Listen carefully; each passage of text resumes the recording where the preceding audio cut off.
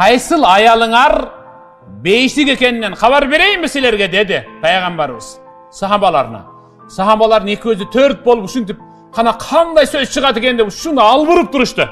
Пайгамбар көп төрөгөн, күйөөсүнө сүйүүсүн арзып, арнап жашап келген. Күйөөсүнө ушунчалык ашык болуп кызгана билген. Ал ушундай аял күйөөсүнө тилин узартып сүйлөп алып каяша айтса, же күйөөсү отурчу деп жулкуп отургузуп койсо, тултуңда бошолбойнча 2 күн көмкөрүнчө спальнядан чыкпай коюп, жок андай эмес.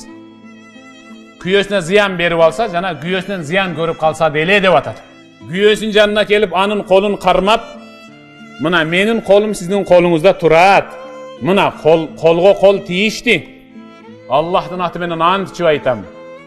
Ыраазы болдум. Мен саңа ыраазымын демейинче, мен азыр кирпик кагып уктабаймын деген аял ал түз бейишке кирет.